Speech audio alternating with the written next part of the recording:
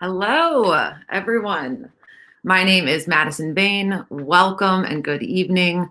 I am so excited to welcome you to this live stream hosted by YouTube Music. It is, of course, special to have any sort of plans during the summer of quarantine, but it is especially exciting to have plans with an artist as remarkable as Tucker Bethard, even if it does require a little bit more Wi-Fi and a few more laptops than it used to. Tucker is just hours away from releasing a brand new collection, King. It is actually the second half of his debut double album. The first half came out in 2018, Nobody's Everything. But a lot has changed since then. We've had a growing family, new record label contracts, and sadly, the tragic loss of his brother, for whom this album is named. We're going to get into all of that and all of the moments that fueled the writing of this collection. But Tucker is also going to treat us to a live performance of a few of the songs.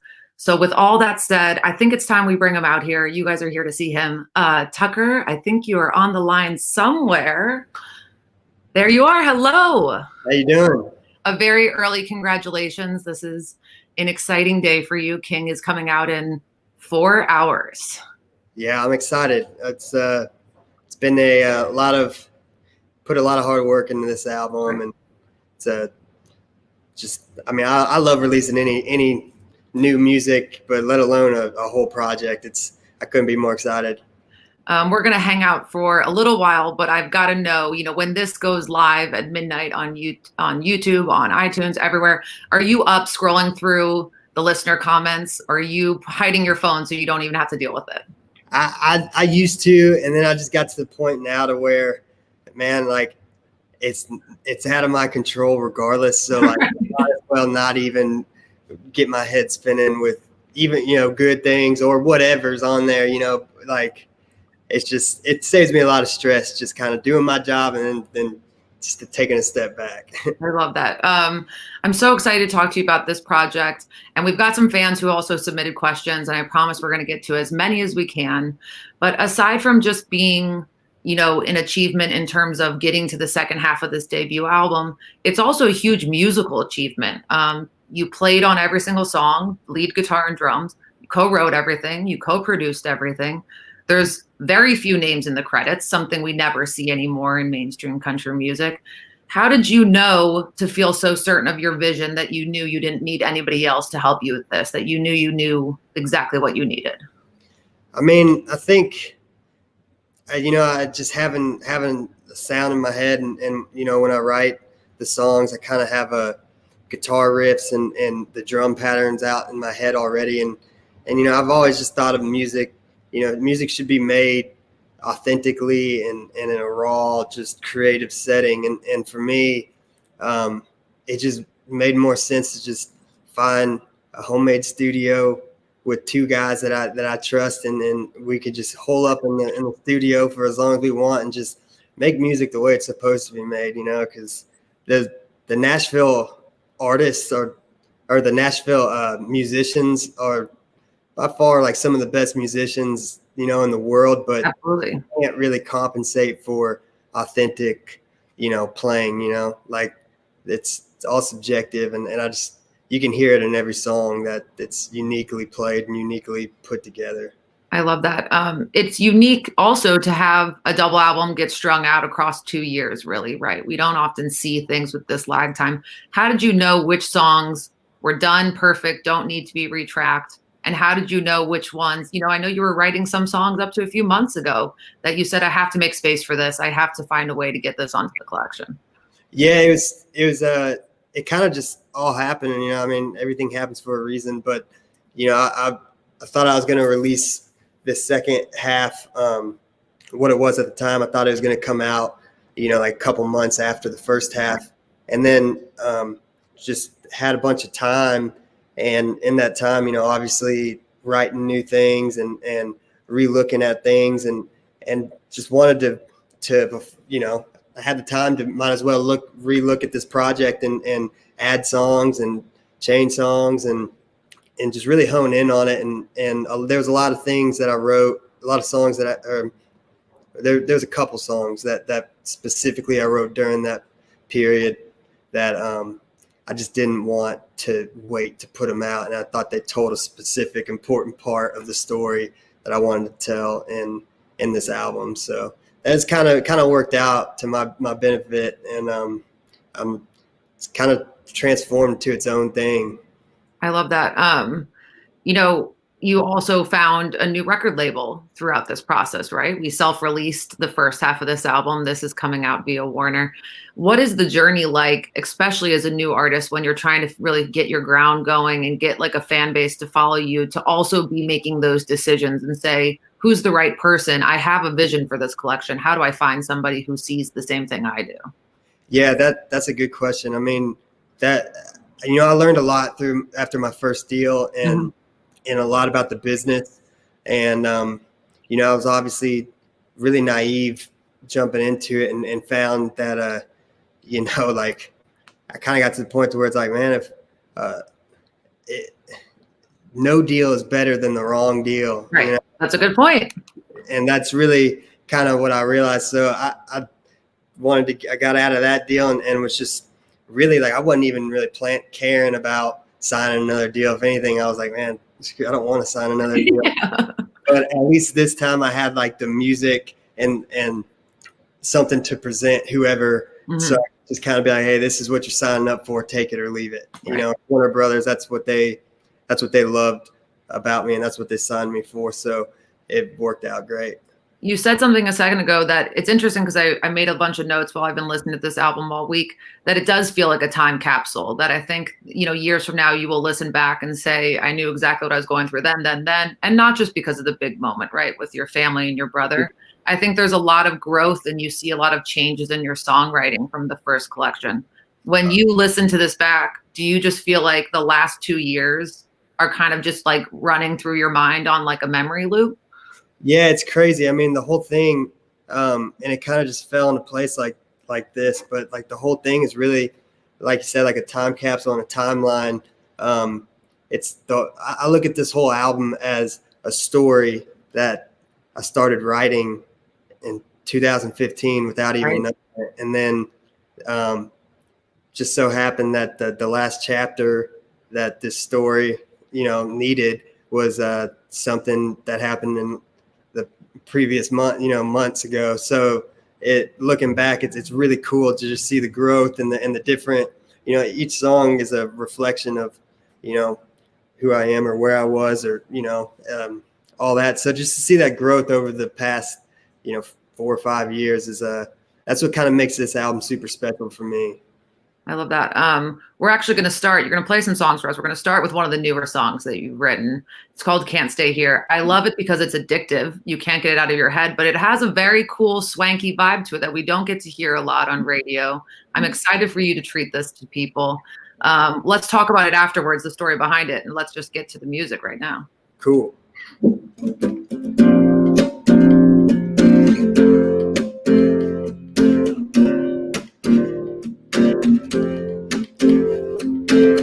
You only call me up when you've been down.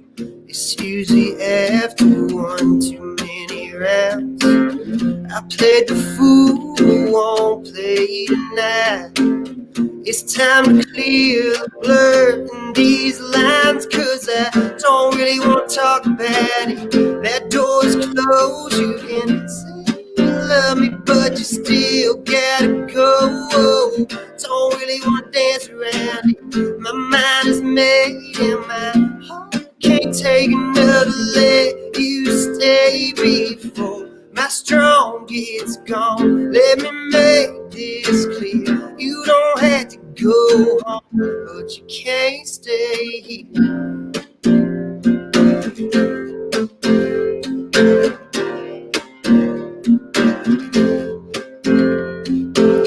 Before you say you miss me all the time, before you try to kiss me with your lies, before you say just one glass of wine, let's call this over now. It's closing time, 'cause I don't really want to talk about it. That door is closed. You can say you love me, but you still gotta go. Don't really want to dance around it. take another let you stay before my strong gets gone. Let me make this clear. You don't have to go home, but you can't stay here.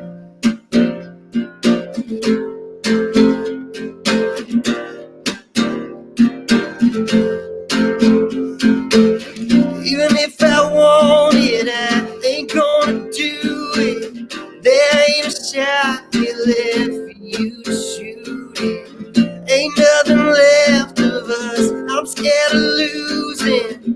Go anywhere you want, cause the truth is, don't really wanna talk about it. That door is closed, you can say you love me, but you still gotta go. Don't really wanna dance around it. My mind is made and my heart can't take another let you stay before my strong gets gone. Let me make this clear. You don't have to go home, but you can't stay here. You don't have to go home, but you can't stay here.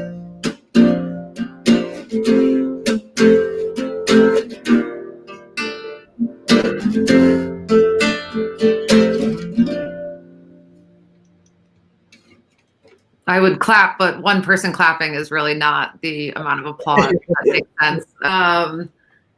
This one arrived late, but it's also getting a video treatment. It's getting pushed forward. So I'm curious, as you finished it, how did you know? What did you connect with that you said, we've got to give this one as much space as possible to shine? I don't know. I mean, every now and then, there's certain songs that you write that you're just kind of like, that feels a little different. Like it feels a little more special, or I just gravitate towards it more, and I knew it was definitely something that the album didn't have. And I just posted a video on my social media of, after I wrote it, of just an acoustic version of it, just to see where it stood, and it got a lot of great feedback. So and I wrote it with my producer too, so we just kind of went in and recorded it, and then next thing you know, I'm like, man, let's just put this on the album. And I'm glad we did, because it's, I always like the newer ones for me, but it's one of my more favorite ones now. Looking for immediate feedback seems like a risky thing to do as an artist on social media. Yeah. I mean, it's probably not smart, but I mean, at the end of the day, it probably just better off just trusting my own gut. It worked here, though. It worked here. Yeah. I want to get to somebody else's question. Hayden C has sent in a question. She wants to know, thinking about the whole album, what was your favorite part of writing the record? So do you have a favorite memory from the studio? Do you have a favorite song, something bizarre that inspired a song? What's the one that comes to mind?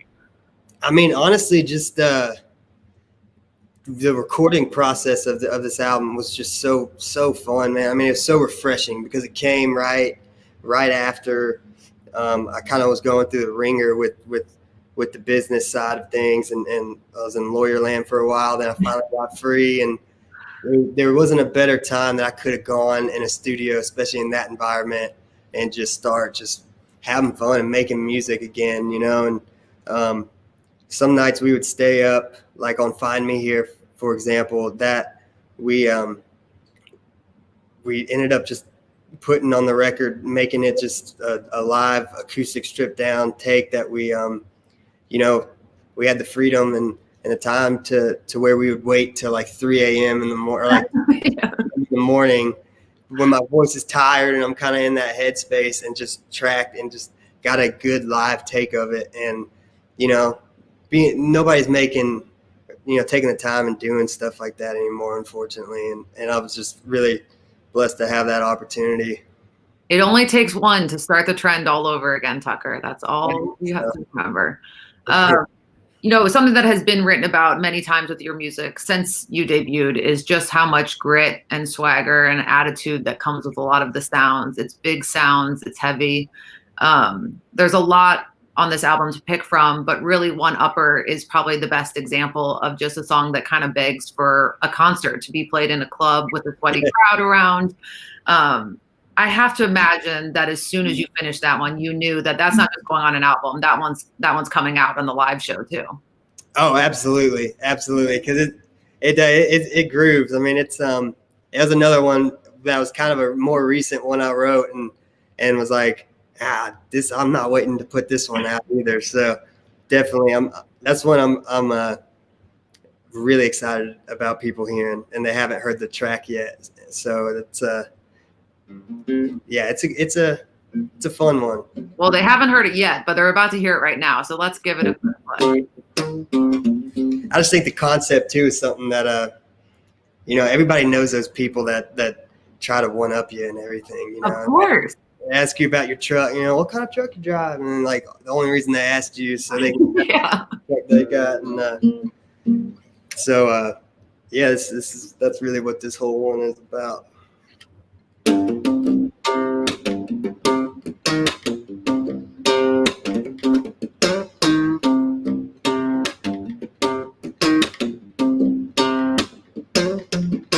There was one open stool at the bar, so I sat down right next to him. Some duded up dude in a suit and tie, he was 2 sheets to the wind. What started off small talk kept getting bigger, kinda like his puffed out chest. Every time I'd say something, he'd say something to outdo what I said. He had a fast car, smoked a finer cigar on the drink top shelf. As he got a little louder, went on a little prouder, I was thinking to myself, I got something that money can't buy. My baby, she's right on the money. Cream of the crop, tip top of the top of bee's knees with a kiss like honey. Anyhow, shot do me one better, trying to do me one better, best hang it up. As long as I got your loving, I got something I want up, I can't want up.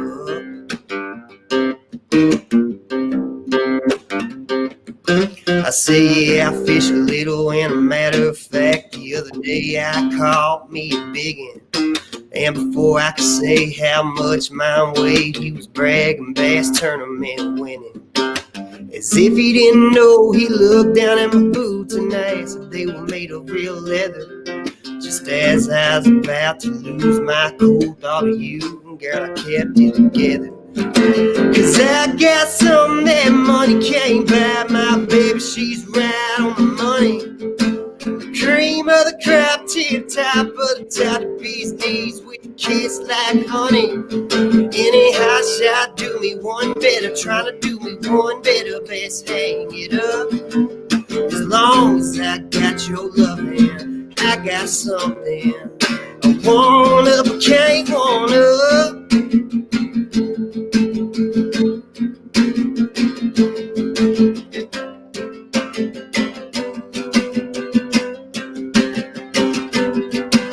I got something that money can't buy. My baby, she's right on the money. Cream of the crop, tip top of the top of bee's knees with a kiss like honey.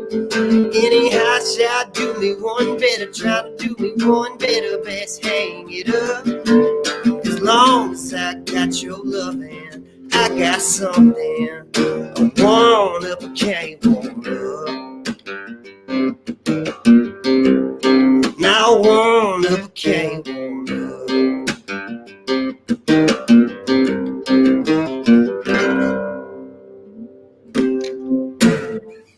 I love that.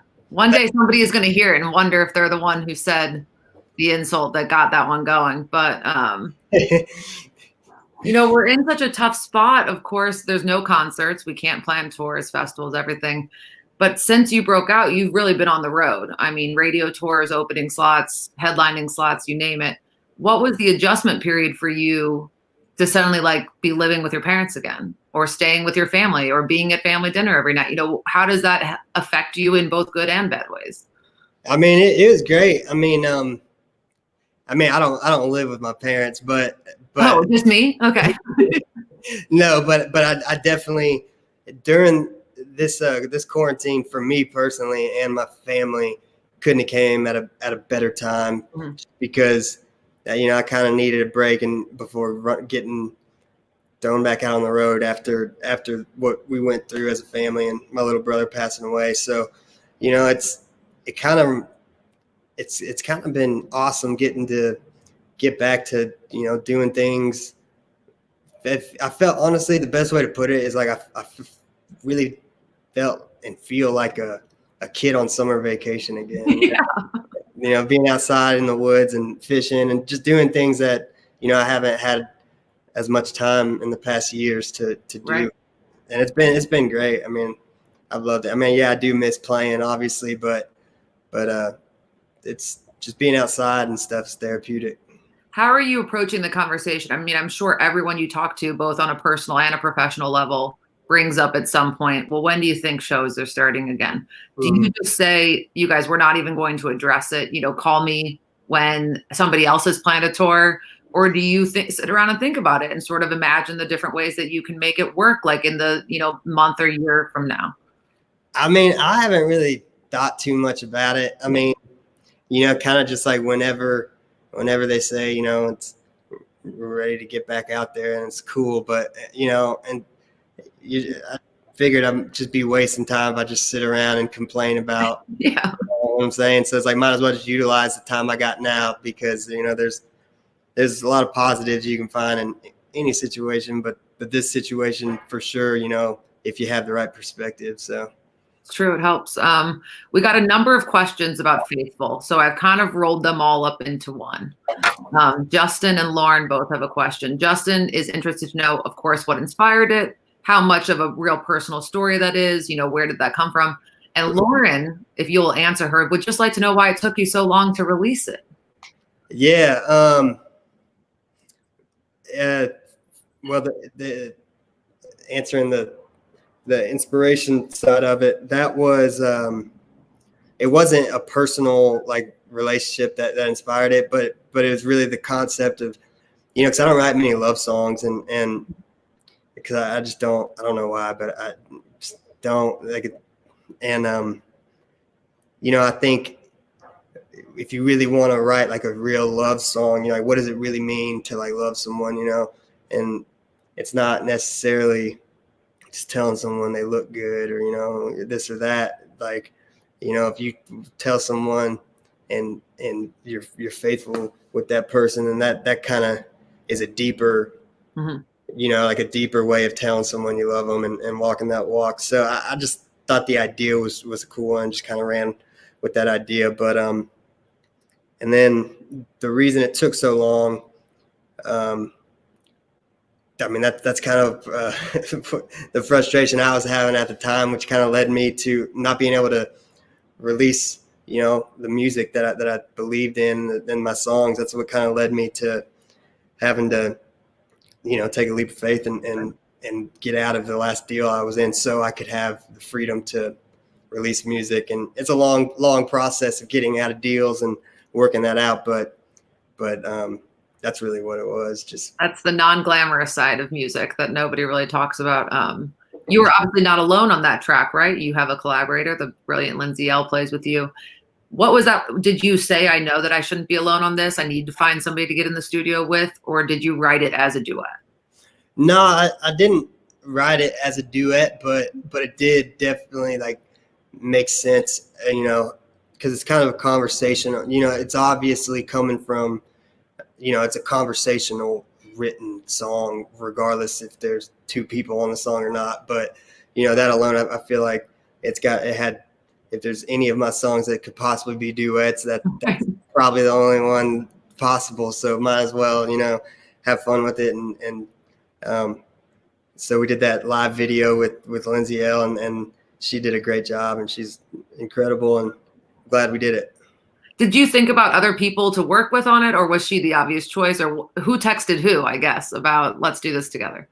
Well, it's really just like an idea that came up from management, and they're like, hey, we thought, this would be a cool idea. And I actually never met Lindsay at the time. I met her the day we shot that video. So. I mean, she's a good person to meet on the fly, but that is so. Yeah, but I was familiar enough with her to know, like, that'd be an awesome thing to do. And yeah, I'm glad we did, because yeah, I always love hearing like a different artist. Right. It's cool to hear a different artist kind of interpret one of my songs, It's awesome. We're gonna get to another song. It's 2010 Tennessee. I have to imagine if there's one thing in your blood besides songwriting, it is football. We have a brother who is a professional football player. We have a grandfather in the Hall of Fame. I have to imagine football lingo was basically the first language in your home growing up. You have now turned it into a song. It's a great metaphor. This song is not actually about football, but it is sort of about football. You can tell us a little bit about turning that image of being watching a football game into this kind of moody meditation, and then let's get to playing it. Yeah, it's an older one that was out for a little bit, but then it got taken off of everything, and I was kind of happy to be able to re-record it with a newer lens, and it's always been one of my favorite written ones, just because I love country music for the storytelling, and I've never heard a heartbreak song incorporate Tennessee beating Alabama in a football.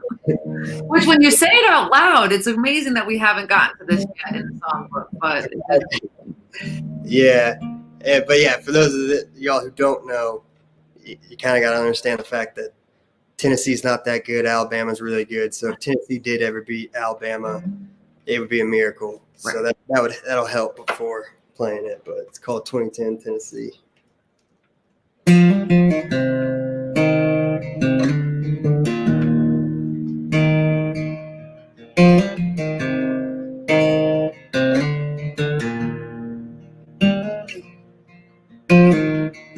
Hey, it's me. I'm just wondering where you are. I woke up late. I think the game's about to start. You know where I'll be. Just sitting here at home. Let's go Tennessee. Begin. You won't believe what just went down. 3rd and goal. A fake reverse and around. Even fool the referee. Just had to let you know it's 7-zip Tennessee. And by the way, I meant to say that I'm sorry about last night. I didn't mean to make you cry, but did you really mean goodbye? I swear to God I'm gonna change, turn this fool I've been around. Yeah, I believe in miracles, 'cause hell, I'm watching one right now. And girl, you won't believe it's going into half, 10-0 Tennessee. We scored again. That's all I called again to say. Got real close, just like you, we pulled away, almost out of reach. But it ain't over yet. And I hold on, Tennessee. I swear to God I'm gonna change, turn this fool I've been around. Yeah, I believe in miracles, 'cause hell, I'm watching one right now. And girl, you won't believe. 2 minutes left. Looking good, Tennessee. It should have been another best day of my life. But girl, I feel kinda like the Crimson Tide, with time running out on me, with no Hail Mary chance. 2010 Tennessee. Love that.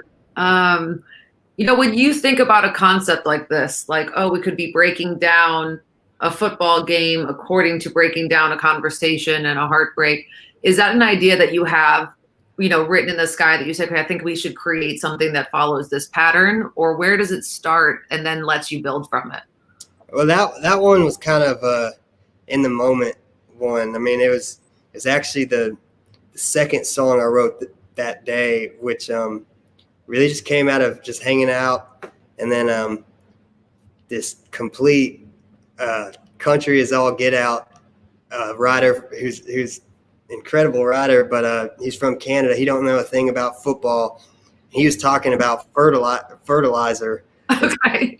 10 Tennessee, and we're like, oh shoot. I mean, and it kind of sparked the idea, and we just kind of had a story to write around it, and tried to tie in the two somehow. Is that the weirdest thing that inspired an idea for a song on this album, or is there something even more bizarre that you saw in your house or somewhere else in the garden shed that started a song? Oh man, yeah, that's probably the weirdest. I mean, a lot of the ideas that I come up with are just come from just nonstop processing information and just thinking of songwriter radar is like always on, and it's tough to shut it off, but or really track down where they came from. But that's one that I can specifically remember was a pretty unique way of coming about a song that that intricate. Wherever the muse finds you. I want to take a minute to get to another fan question. Caitlin submitted a question that I actually wish I had thought of myself, which is, which song of these that are going to release almost did not make the album? Was there one that was going on and off and on and off, and you were just kind of debating, do people want to hear this? That's a good question.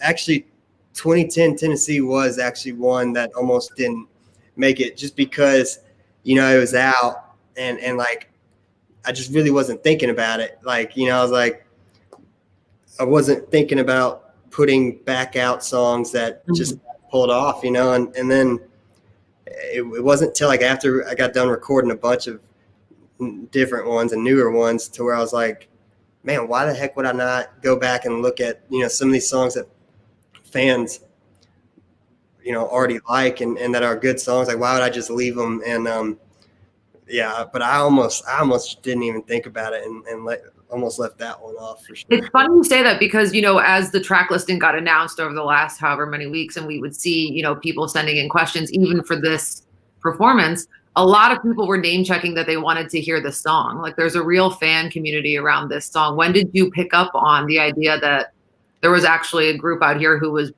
pretty desperate for this to be released? Yeah, then that played a huge role on redoing it too. I don't know, because once my EP from my previous label got taken off, that was one specifically that a lot of people were like, where's 2010? That used to be my favorite song. When are you ever going to do something with that? And then, like, I guess one day finally it was like, oh, yeah, probably listen to what they're saying. And like, that's a good question. Why don't I just put it back out and redo it? The light bulb came on. However it comes on, that's all that matters. Everybody gets what they want with that one.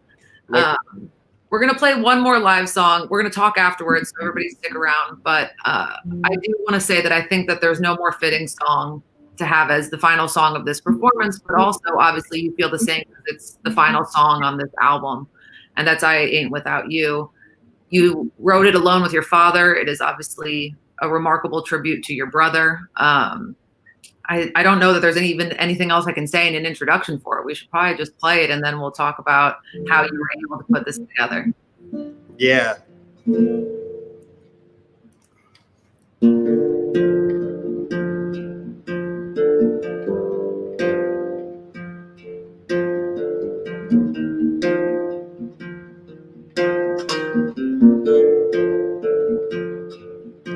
Your sun on my face, your cool breeze blowing, your second wind whispering, keep on going.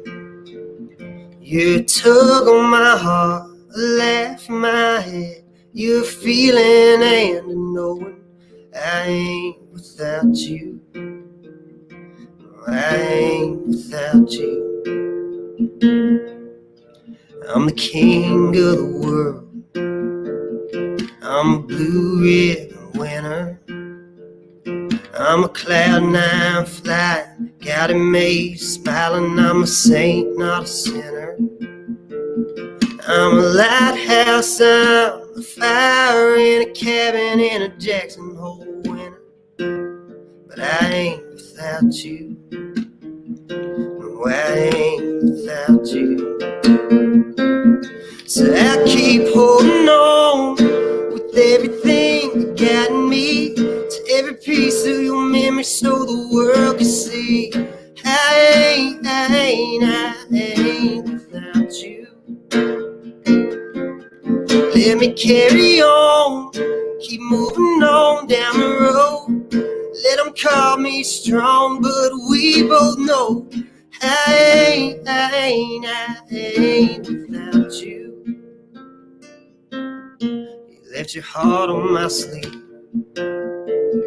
left a chip on my shoulder, left some awful big shoes, left me something to prove, and my faith was never bolder. I can hear your voice saying, let's do this, boy. Ain't no such thing as over, and I ain't without you. No, I ain't without you. So I keep holding on with everything you got in me, to every piece of your memory so the world can see. I ain't without you. Let me carry on, keep moving on down the road. Let them call me strong, but we both know I ain't without you. All hope is never gone. That's my favorite thing about you. And you remind me again and again who I am, and I ain't without you.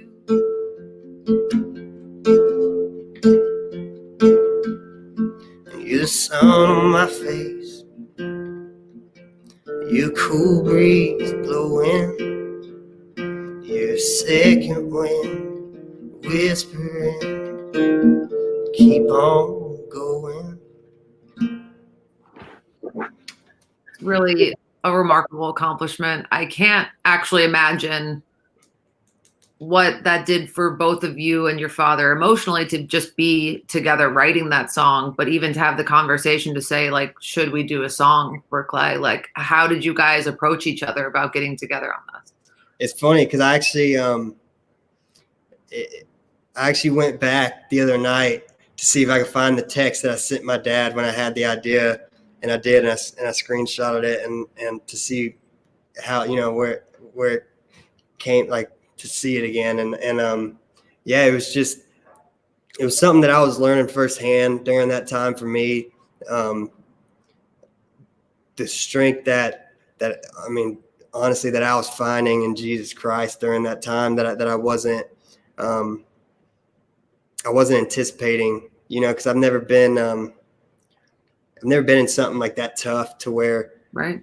To where I could fully see power to that extent, and I was experiencing that firsthand, and it was just the idea of and then also just thinking of, I still feel like there's a piece of my heart that'll always be with my little brother, and so it's just the simple twist of the phrase, I ain't without you. Like, I ain't, either way, like, you're always going to be a piece of me is always going to be with Clay, my little brother. And also I was just really learning that, like, a lot of the strength that I had to get through and continue to have to get through that time wasn't something I could credit myself for. So Right. It was like, yeah, I am strong enough, but I ain't without the Lord. And that was just something I was experiencing firsthand. And I knew my dad was at the same place, and was the only one who could really relate to it. And I could share that with, and I'm glad I did, not only because he's just an incredible writer, but just to share that song and have that piece that piece of this album together it was special. It's pretty unreal that, I mean, I think it was just a week after you wrote it, you debuted it at the Opry, which is not a casual place to debut any new material. There's a lot of pressure that comes with that stage. But B, I mean, it's just such a huge topic. How did you know you were ready to even give it a shot live in front of an audience? Yeah, I mean, I've always had the tradition of playing, because the Opry is such a great listening crowd, and just, I love, having that type of audience to really be able to play a songwriter song, and have their attention. And so I've always had the tradition of playing a song that I've never played before, and debuting it live at the Opry. And I knew that was the one that I wanted to do for that Opry show as the new one, to keep the tradition going and just to share it, because it's such a relevant and fresh song for me that really, just really, especially at that time, was just more true to where I was at that point than ever. And that's what I love about songwriting and being able to share, my heart with other people. And there's no better time for me to play that song than at, 2 months, I think, after Clay went to heaven. And it was just a special moment. I mean, I loved it, and great feedback, but yeah, it was just a special time. There is something about, when you name the album King, when you put this song on the album, part of you obviously knows that it's now going to be a question in all of your interviews and in your press. How do you mentally prepare to have these conversations so frequently? I mean, I'm, honestly, I'm totally comfortable with talking about it. I mean, because I'm so proud of my little brother and the impact that he's had on me in my life, and the legacy that he's left behind. It's, I don't, if anything, like, as long as I can talk about that, rather keep that, that memory and his legacy relevant than have it be, on the back burner. And not only that, it's just it's something that I'm just super passionate about, and just it's easy to talk about, like, things that are, that I really believe in my heart are true, and I look at it from the perspective too, that, he's in a lot better place than I am right now, and the legacy he's left on earth, I'm proud to pick up where he left off and keep him pulling me forward, and I don't know. It's just it's great to see that you arrive at this moment, because it makes me think about even just the beginning of our conversation when we're talking about this being a time capsule, a representation of an era, that's the final song and that the album is named after him. I think for the rest of your career, that's obviously where this album brought you to, that moment of, it sounds like, a little bit of closure. Oh, 100%. I mean, there was no, after I wrote this song, and it was a weird, like, oh wow, now it finally feels like the project is done. Like, that's the last missing chapter, so to speak, of this story. And so it's just that's why, looking back, it's everything happens for a reason, and the way it's all came about, it's cool. It's cool to look back to have songs from 2015 and tell a story all the way up until, something like this, with this song and ending with that chapter. I don't know. It's just a special time capsule of an album, honestly, like you said. It is special. That's all the time we have for tonight. So we're going to let you get on with your album release celebration, whatever that looks like during quarantine. a huge congratulations. I love this record. I can't wait for it to come out. And we will see you on the road whenever that picks back up again. Yeah, thanks. Good to see you again. Thank you. Good to see you.